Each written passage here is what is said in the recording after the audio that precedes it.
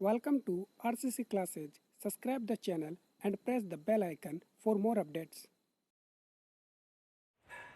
नमस्कार दोस्तों, RCC classes YouTube channel पे आप सभी दोस्तों का स्वागत है। और आज हम पढ़ने वाले हैं राजस्थान की जो झील है उसका सेकंड पार्ट। कल हमने बात की थी राजस्थान की जो झीलें हैं, मीठे पानी की झील है, उनमें सबसे पहले तो हमने बात की थी कि मीठे पानी की झील सबसे ज़्यादा कहाँ है, झीलों की नगरी किसे कहते हैं, झीलों का जो भारत में सबसे ज़्यादा जो झीलों की नगरी है वो किसे कहते हैं, राजस्थान में किसे कहते हैं, विश्व का जो झीलों का देश है वो कौन सा है। ऐसे ऐसे छोटी छोटी फैक्ट हमने कल बात किए थे। उसके बाद में एक बहुत बड़ी झील आती है, उसका नाम है पुष्कर झील, और उस पुष्कर झील के बारे में हमने कल चर्चा की थी और आप लोगों के द्वारा इसको बहुत ही ज़्यादा पसंद किया गया था। तो मैं आज ये सेकंड वीडियो इसका जो झीलों है इसका लेके आया हूँ। तो आप कल की तरह ही इस वीडियो को ज़्यादा से ज़्यादा शेयर करें, लाइक करें, और जो नए बच्चे आज इस चैनल पे आए हैं वो इसे सब्सक्राइब करें और पास में आए हुए बेल आइकन को भी इसको प्रेस करें ताकि नए जो वीडियो हैं वो आपके पास उनका नोटिफिकेशन पहुंच सके। तो हम आज बात करने वाले हैं आना सागर झील की। और ये मैंने बताया था कि अजमेर में, मैंने कल बात बताई थी, तो पुष्कर झील अजमेर में ही है, आना सागर और फाय सागर ये तीनों झील कहाँ पे हैं, अजमेर में ही है। तो सबसे बात पहले करते हैं आना सागर झील की आज। तो आना सागर झील पहली बात तो यह है कहाँ पे, तो अजमेर में। आपके जो एग्जाम में क्वेश्चन आने वाला है वो इस प्रकार से भी आ सकता है कि आना सागर झील स्थित है तो जयपुर, अजमेर, बीकानेर, कोलकाता। तो कहाँ पे, अजमेर में। इस प्रकार से नॉर्मल क्वेश्चन आपको दे सकता है।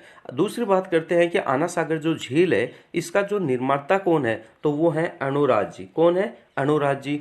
और इसका जो समय काल होता है उसको कब बनाया गया था, तो वो बनाया गया है 1136-37 में इसको बनाया गया। किसको, आना सागर झील को। अब जब आप कभी अजमेर गए होंगे तो आपने ये झील देखी होगी। ये झील बहुत ही अच्छी सी दिखती है और बहुत प्यारी सी लगती है। इसके बाद में बात करते हैं कि आना सागर झील में जो पानी आता है वो कहाँ से आता है। पहले बात तो बारिश का तो आता ही आता है, लेकिन सेकंड बात जब बारिश नहीं होती है या फिर इसमें जो पानी है की कमी ना आ जाए उसके लिए एक नदी का पानी डाला जाता है। वह नदी कौन सी है, बांडी नदी। इसमें इस का पानी किस में डाला जाता है, आना सागर झील में डाला जाता है। दूसरी बात इसके बारे में और बात करेंगे, यदि आप आना सागर झील गए हों, अजमेर गए होंगे, आप में से काफ़ी बच्चे घूमने के लिए भी गए होंगे, तो आपने देखा होगा कि आना सागर झील है उसके जो किनारे हैं वहाँ पे एक बाग स्थित है। उसका नाम क्या है, दौलता बाग। और वह किसने बनवाया था, वो जहांगीर ने बनवाया था। और उसी को ही आज वर्तमान में किसके नाम से जाना जाता है, सुभाष उद्यान के नाम से भी जाना जाता है। तो इसके बारे में बात करते हैं। आना सागर के किनारे जहांगीर ने दौलता बाग का निर्माण करवाया। किसने करवाया, जहांगीर ने करवाया था, दौलता बाग का निर्माण करवाया था, जिसे वर्तमान में हम किसके नाम से जानते हैं, सुभाष उद्यान के नाम से जानते हैं। तो क्वेश्चन ये भी आ सकता है कि सुभाष उद्यान राजस्थान में कहाँ पे स्थित है, तो वह है स्थित है अजमेर में, और अजमेर के आना सागर झील के किनारे स्थित है। दूसरी और बात करते हैं कि जहांगीर के बाद में शाहजहां है। इस शाहजहां ने यहाँ पे 12 दरियों का निर्माण करवाया था। आप जाओगे वहां पे तो सुभाष उद्यान के पास में ही ये 12 दरिया स्थित हैं और इनका निर्माण करवाया था, शाहजहां ने करवाया था। ठीक है। इसके बाद में इन्हीं के बारे में थोड़ी बात और करते हैं, तो वो करते हैं, हम चर्चा करेंगे उनके बारे में। तो ये क्या होता है कि इसका जो निर्माण करवाया गया था इसके बारे में मैं थोड़ी सी चर्चा करना चाहूँगा आपके साथ। यहाँ पे यहाँ क्या होता है कि 17 से 19 जनवरी 2017 में, यानी हाल ही में, आपको क्वेश्चन इस प्रकार से आएगा कि हाल ही में राजस्थान में जो पक्षी मेला है वो कहाँ पे आयोजित किया गया, तो वो किया गया अजमेर में। और अजमेर में भी कहाँ पे, ये आना सागर झील के किनारे। और आना सागर झील के किनारे कब किया गया, ये 17 से 19 जनवरी 2017 को इसके किनारे क्या किया गया था, इस मेले का आयोजन किया गया था। कौन से मेले का, ये जो पक्षी मेला है इसका आयोजन किया गया था। कहाँ पे, आना सागर झील के पास। ठीक है जी। इसके बाद में बात करते हैं कि जो आना सागर झील है ये दो पहाड़ियों के मध्य स्थित है। कौन कौन सी पहाड़ी, एक तो नाग पहाड़ी और दूसरी है तारागढ़ की जो मध्य में स्थित है। जो तारागढ़ की पहाड़ी और नाग पहाड़ी दोनों के मध्य स्थित है। और तारागढ़ की पहाड़ी के बारे में तो आप जानते हो कि तारागढ़ की पहाड़ी के ऊपर कौन सा किला स्थित है, तारागढ़ का किला अजमेर स्थित है। ये आपको इसके बारे में पता है। इसके बाद में आगे की बात करते हैं, तो आगे हम बात इसके बारे में करेंगे। तो वो सबसे पहले बात करेंगे दूसरी एक और हमारी जो झील है अजमेर की है वो है फॉय सागर। तो इसके बारे में हम चर्चा करते हैं। तो वो बात क्या है इसमें देखना, छोटी छोटी बात है। वो फाय सागर झील है, ये कहाँ पे है, अजमेर में है। इसके बारे में मैंने आपको कल भी बताया था। और जिन्होंने बच्चों ने ये वीडियो, जो कल वाला वीडियो नहीं देखा है, तो आप इस चैनल के ऊपर आरसीसी क्लासेस चैनल के ऊपर जाके और प्ले लिस्ट में जाएंगे तो आपको आज तक के हमारे जितने भी वीडियो हैं वो आपको वहाँ पे मिल जाएंगे। इसके बाद में बात करते हैं कि इसका जो निर्माण है वो किसने करवाया था। एक अंग्रेज इंजीनियर था फाय, उसने करवाया था ये। और ये क्यों करवाया था, इसका एक उद्देश्य क्या था। एक उसका उद्देश्य था, जब अकाल पड़ जाता है या जब पानी की कमी हो जाती है, जिस साल बारिश नहीं होती है, तो ये जो झील है इसका पानी आप मतलब पीने के काम में ले सकते हैं। तो इसका उद्देश्य था कि अकाल राहत कार्यों के लिए इसका प्रयोग किया जा सके। और इसका जो निर्माण का जो समय है वो कब का है, 1891 का, लगभग इसमें 1991 के 1891 के आसपास का इसका जो बनाने का जो कार्य चला गया था अंग्रेज इंजीनियर के द्वारा। इसके बाद में ये तीनों झील हो जाती हैं हमारी अजमेर की। उसके मैंने आपको नाम भी बता दिए। पहला तो पुष्कर है, फिर उसके बाद में हमने पढ़ा है पुष्कर के बाद में जो फाय सागर झील है, उसके बाद में आना सागर झील है। इसके बारे में हमने डिटेल से पढ़ा है। और अब हम बात करने वाले हैं जो एक और नई झील है बीकानेर की। अब बीकानेर है, इसमें मैंने कल भी आपको बताया था कि जो पुष्कर झील है उसमें क्या होता है कि उसमें दीपदान किया जाता है, कार्तिक पूर्णिमा के दिन किया जाता है। लेकिन उसी कार्तिक पूर्णिमा के दिन महादीपदान किया जाता है। वो कौन सी झील में किया जाता है, कोलायत झील में। और कोलायत झील है कहाँ पे, वो है बीकानेर में। पहली बात तो हमें यह पता होना चाहिए कि जो बीकानेर है उसकी जो बनावट है, उसकी आकृति कैसी है। तो उसकी आकृति इस टाइप की है। जब तक आप नोट डाउन नहीं करेंगे इनकी आकृतियों को, आपके समझ में नहीं आएगी। तो आप अपनी पेंसिल और बुक को उठा के, जो मैं नोट्स बता रहा हूँ, नोट्स की टाइम में आपको पढ़ाना चाह रहा हूँ ताकि आपका समय बच सके। तो इस प्रकार से मैंने बताया। तो पहली बात तो आपको आकृति होनी चाहिए, बीकानेर की कैसी आकृति है। दूसरी बात इसमें मैं बताना चाहूंगा कि यहाँ पे एक लूणकरणसर झील है, और वह कैसी है, खारी झील है। लूणकरणसर झील भी कहाँ पे है, बीकानेर में ही है। और वह कैसी झील है, खारी झील है, मीठे पानी की झील नहीं है। वहाँ पे एक और झील है, उसका नाम है गजनेर झील।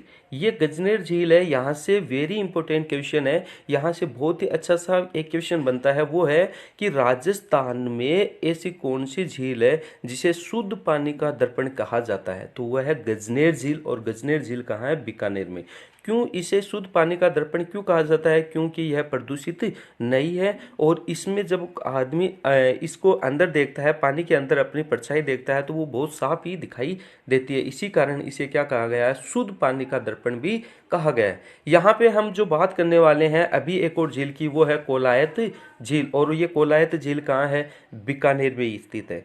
जो कोलायत झील है वो कहाँ पे है, बीकानेर में। और यहाँ पे क्या किया जाता है, महादीपदान किया जाता है, कार्तिक पूर्णिमा के दिन किया जाता है। इसके बारे में जो यहाँ पे छोटी बातें और हैं वो मैं बताना चाहूंगा आपको। यहाँ जो कपिल मुनि है, आप जानते होंगे कपिल मुनि को, इनका आश्रम भी यहीं पे बना हुआ है। कहाँ पे है, कोलायत झील के पास में ही किनारे पे बना हुआ है। और दूसरी बात, ये कार्तिक पूर्णिमा के दिन ही यहाँ एक मेला लगता है। इस झील में राजस्थान का सबसे बड़ा महादीप दान किया जाता है। ये बात इंपॉर्टेंट है, ये मैं आपको कल से ही बता रहा हूँ। तो आपको इसके बारे में थोड़ा ध्यान होना चाहिए। इसके बाद में और बात करते हैं कि ये सबसे बड़ा महादीप दान किया जाता है। और यहाँ पे यहाँ एक बात और आती है, उसके बारे में बात करते हैं कि जो चारण जाति के लोग होते हैं, जो चारण जाति के लोग होते हैं इस झील के दर्शन नहीं करते।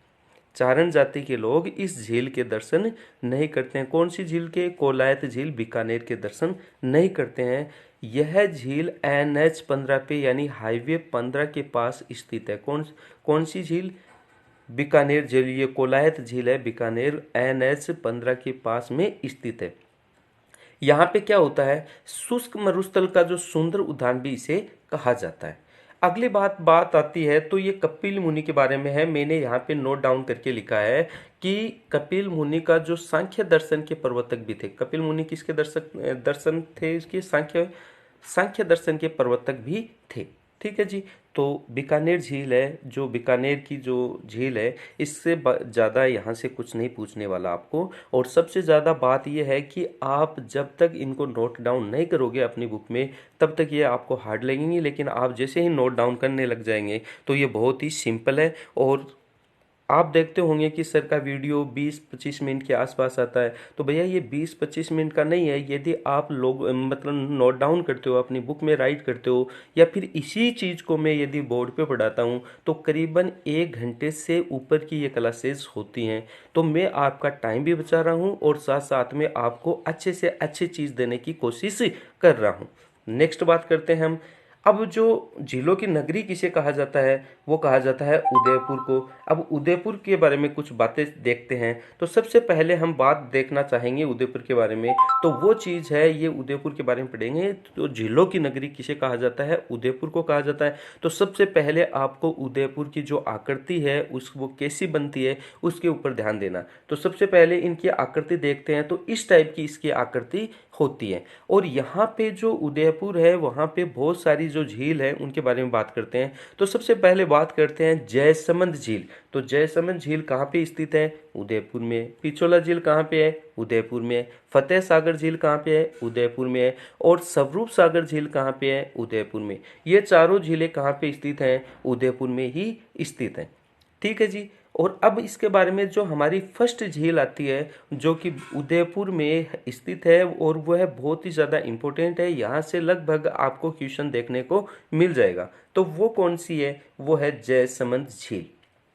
क्वेश्चन ये भी आ जाता है कि जयसमंद झील है वह कहाँ पे स्थित है और इसका निर्माण किसने करवाया। तो सबसे पहले हम बात करते हैं कि जयसमंद झील है वो कहाँ पे है, उदयपुर में स्थित है। और इसका जो निर्माण है वह जय सिंह के द्वारा करवाया गया था। और कब करवाया गया था, 1685 से 1691 के मध्य इसका निर्माण हुआ था। और जयसमंद झील के अंदर जो नदी का पानी आता है, तो वो कौन सी नदी का पानी आता है, तो वह गोमती नदी का पानी आता है। तो गोमती नदी का पानी कौन सी झील में भरा जाता है, जयसमंद झील में भरा जाता है। इसके बाद में बात करते हैं जयसमंद झील के बारे में। कुछ और फैक्ट हैं, उन छोटे छोटे फैक्ट के बारे में बात करने वाले। तो सबसे पहले बात करते हैं, यह राज्य की सबसे बड़ी जो कृत्रिम झील है तथा भारत की दूसरी सबसे बड़ी कृत्रिम झील है। तो यानी राजस्थान की सबसे बड़ी जो कृत्रिम झील है वो कौन सी है, यही जयसमंद झील है। और भारत की ये दूसरे नंबर की झील है। भारत की सबसे बड़ी जो झील है वो कौन सी है, गोविंद सागर झील है। ठीक है जी, इसके बारे में आपको ध्यान होना चाहिए। इसके बारे में बात करते हैं कि इस झील के किनारे 7 टापू स्थित हैं। इस झील के किनारे कितने टापू स्थित हैं, 7 टापू स्थित हैं। उनमें आपको 2 के नाम तो पता है, जो सबसे बड़ा टापू है उसका भी नाम आपको पता है और सबसे छोटा है उसका भी नाम पता है। तो सबसे बड़े टापू का नाम है बाबा का भागड़ा, ठीक है। और सबसे जो छोटा है उसका नाम है प्यारी, ठीक है। इसके बाद में एक और बताना चाहूंगा, यहाँ पे एक और टापू है उसका नाम है बाबा का मगरा। क्या, बाबा का मगरा। इस जो टापू है इसके ऊपर होटल जो आइसलैंड है वो स्थित है। अभी होटल एक चालू किया गया है, उसका नाम है होटल आइसलैंड स्थित है। इसके बाद में और भी बातें करेंगे इसी झील के बारे में। तो वो सबसे पहले हमने यहाँ पे एक नोट लगा के एक बात लिखी है, उसका आपको विशेष तौर पे ध्यान रहना भी चाहिए। और वो क्या है ये देखना आप।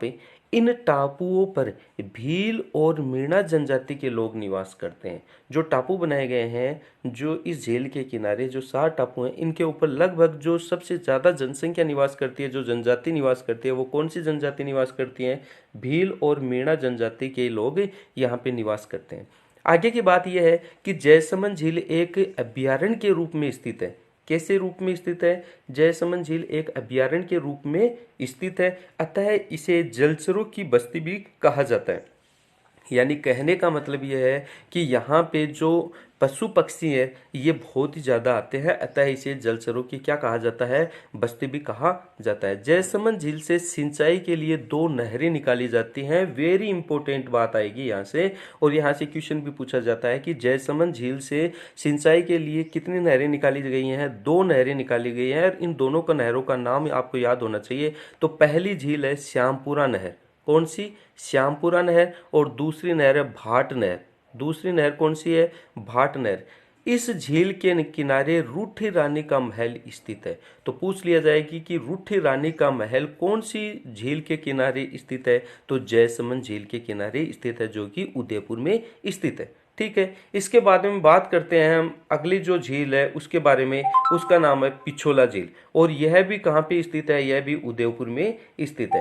तो पिछोला झील के बारे में बात करते हैं तो ये कहाँ पे स्थित है, उदयपुर में स्थित है। इसका निर्माण किसने करवाया था, जब राणा लाखा हुआ था उसके समय एक बंजारा हुआ था, उस बंजारे के द्वारा इस पिछोला झील का क्या करवाया गया था, निर्माण करवाया गया था। और वो कब किया गया था, 1388 में इसका क्या करवाया गया था, निर्माण करवाया गया था। इसके बारे में बात करते हैं आगे, तो वो है कि इसका निर्माण देखो आप 1388 में करवाया गया था। और ये जो झील है पिछोला झील है, इसमें 2 नदियों का पानी आके गिरता है। कितनी नदियों का, 2 नदियों का पानी आता है। उस नदियों का नाम है सिसारमा और दूसरी है भुज्जड़। ये 2 नदियां हैं, इन दोनों नदियों का पानी आके कौन सी झील में गिरता है, पिछोला झील में आके गिरता है। इसके बाद में बात करते हैं कि इसके किनारे नटनी का चबूतरा स्थित है। कौन सी, किसका चबूतरा स्थित है, नटनी का चबूतरा स्थित है, जिसका निर्माण राणा लाखा के द्वारा करवाया गया था। यहां से मैं बात बताता हूं कि राणा लाखा ने नटनी का चबूतरा का निर्माण क्यों करवाया। तो यहाँ से एक कहावत है कि ये जो नटनी है ये एक डांसर थी, यानी एक नर्तज्ञ थी। तो उन्होंने, राणा लाखा ने, ये जो पिछोला झील है इसके ऊपर एक रस्सी बांध दी और इसको कहा कि जो नटनी है इसको कहा कि यदि आप इस रस्सी को डांस करते हुए इधर एक छोर से दूसरी छोर को पार कर देंगी तो मैं जो मेवाड़ का जो शासन है वो आधा मैं आपको दे दूंगा। तो कहा जाता है कि नटनी ने ये जो रस्सी है इसको आधी से ज़्यादा पार कर दिया था।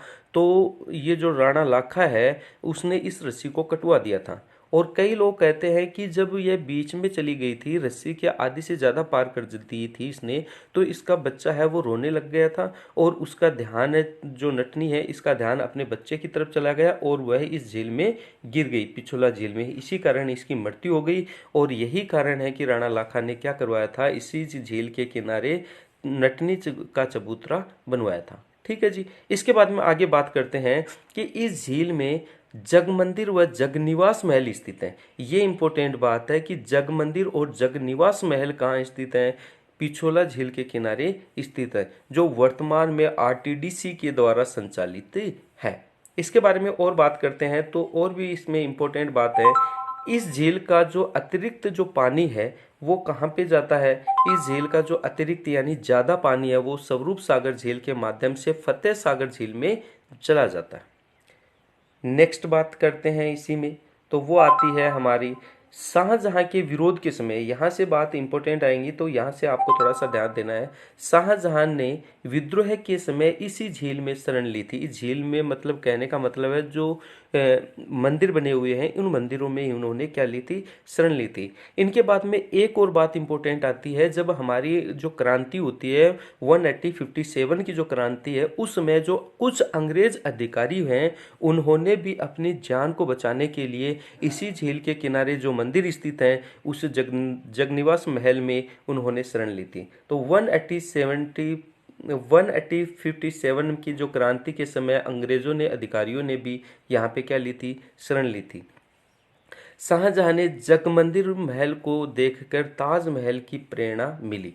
बात यही आती है कि ताजमहल के ऊपर सबसे ज़्यादा राजस्थान की कौन सी मंजिल का या कौन सी इमारत का सबसे ज़्यादा प्रभाव पड़ा, तो जग मंदिर का पड़ा। जब उसने विद्रोह किया था तो विद्रोह के समय यह कहाँ पे रुका था, जग मंदिर में रुका था। और इस जग मंदिर की जो आकृति है इसने देखी और यहीं से इसके दिमाग में ताजमहल बनाने की इच्छा आई और इसी को देख के ताजमहल इसने बनवाया। इसी कारण कहा जाता है कि ताजमहल की जो प्रेरणा है वो कहाँ से मिली थी, शाहजहां को वो जग मंदिर से ही मिली थी। इसके बाद में एक और झील आती है, उस झील के बारे में बात करते हैं तो उस झील का नाम है फतेह सागर झील।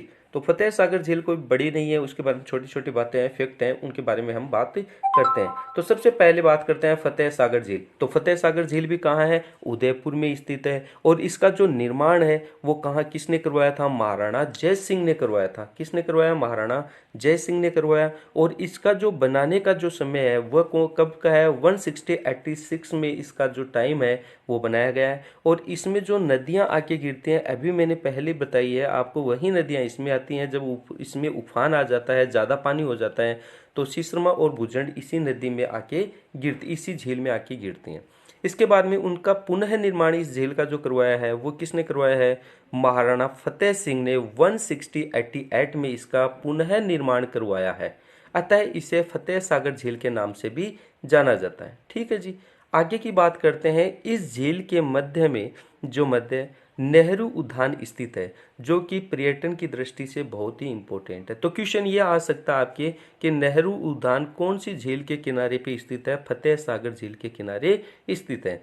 और दूसरी बात आती है कि यहाँ देवली गांव में स्थित होने के कारण इसे देवाली तालाब भी कहा जाता है। जो देवली गांव है इसी में स्थित होने के कारण इसे क्या कहा जाता है? देवाली तालाब भी कहा जाता है। आगे की बात करते हैं इनके बारे में, तो वो आती है, इसे ड्यूक ऑफ कन्नौज भी कहा जाता है। क्या कहा जाता है? इसके बाद हम बात करते हैं, तो यह गुजरात की सहायता से एक सौर वेधशाला का निर्माण करवाया गया है। कि यहाँ एक गुजरात जो सरकार है उसकी सहायता से सौर वेधशाला का निर्माण करवाया गया है। इस झील के किनारे टेलीस्कोप का निर्माण या बेल्जियम की सहायता से करवाया गया है। ठीक है जी, तो ये दो जो सहायता होती हैं, एक तो गुजरात की सहायता से और एक बेल्जियम की सहायता से यहाँ पे एक सौर वेधशाला का निर्माण करवाया और दूसरा टेलीस्कोप का निर्माण करवाया गया।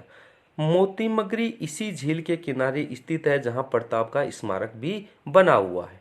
ठीक है जी, इसके बारे में आपको यह याद होना चाहिए था। और आगे की हम बात करते हैं, तो आज हमारी इतनी ही झील करवाएंगे। इसके बाद में हम बात करेंगे, तो जो नेक्स्ट पार्ट आने वाला है झीलों का, इसमें करीबन आपके 3 पार्ट और बन जाएंगे। तो हम इसके बारे में बात करेंगे। तो इनमें पूरी राजस्थान की जितनी भी मीठे पानी की और जितनी भी खारे पानी की झीलें हैं टोटल आपको यूट्यूब चैनल पे मिल जाएंगी।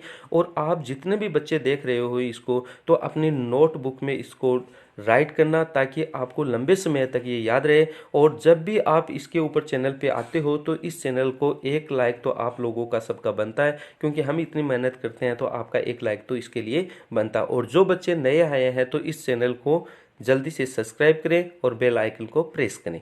Thank you.